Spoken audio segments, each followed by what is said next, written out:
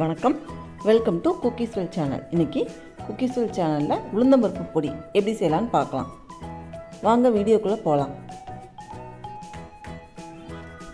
நான் ஒரு கடாயில் 1 டீஸ்பூன் மட்டும் எண்ணெய் சேர்த்துக்கிறேங்க. எண்ணெய் காயட்டும். காய்ஞ்சதுக்கப்புறம் ஒரு சின்ன பெருங்காயத்துண்டு சேர்த்துக்கிறேன். பொரிஞ்சதுக்கப்புறம் அதை எடுத்துடலாம்.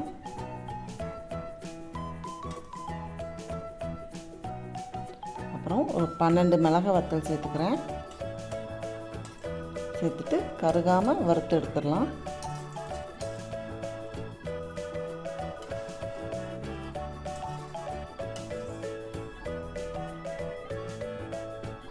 ஒரு கப் உளுந்தம் பருப்பு எடுத்துக்கிறேன். அதையும் நல்லா சிம்மில் வச்சு பொன்னிறமாக வறுத்துடுங்க.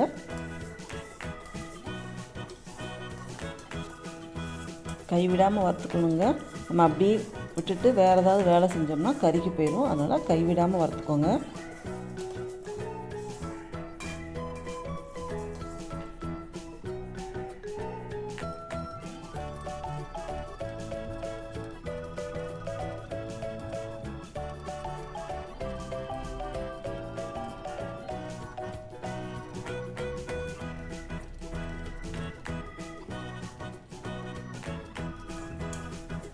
இப்போ உளுந்தம் பருப்பு நல்லா வறுபட்டுருச்சு.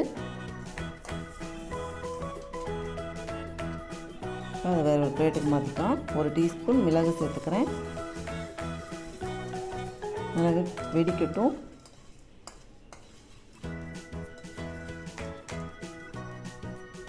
ஒரு டீஸ்பூன் ஜீரகம் சேர்த்துக்கிறேன்.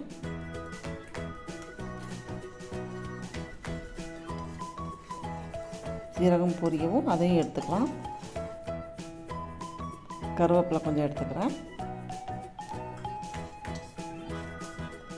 அதையும் நல்லா வறுத்துக்கலாம். இப்போ அது ஒரு பிளேட்டில் போட்டு நல்லா ஆறட்டுங்க. ஆறினதுக்கப்புறம் மிக்ஸி ஜாரில் கொட்டி கொஞ்சம் புருன்னு அரைச்சிட்டு வந்துடலாம். இதுக்கு தேவையான உப்பு சேர்த்துக்கிறேன். இங்கே பாருங்கள், ரொம்ப மையாவாக அரைக்கக்கூடாது.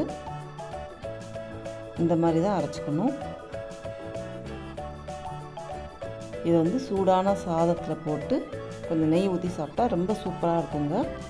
நீங்கள் இப்போ டக்குன்னு ஊருக்கு எதுவும் போயிட்டு வரீங்கன்னா ஒரு சாதத்தை மட்டும் வச்சு இந்த பொடி இருந்தால் குழம்பு எதுவும் செய்யணும்னு அவசியம் இல்லை. பொடியை போட்டு நெய்யை ஊற்றி இல்லை நல்லெண்ணெய் சேர்த்து சாப்பிட்டா ரொம்ப சூப்பராக இருக்குங்க. இந்த வீடியோ பிடிச்சிருந்தா லைக் பண்ணுங்கள், ஷேர் பண்ணுங்கள், குக்கீஸ்வெல் சேனலுக்கு சப்ஸ்கிரைப் பண்ணுங்கள். மறக்காமல் பெல் ஐக்கானை கிளிக் பண்ணுங்கள். அப்போ தான் நான் போடுற வீடியோஸ் உங்களுக்கு கண்டினியூஸாக வரும். தேங்க்யூ.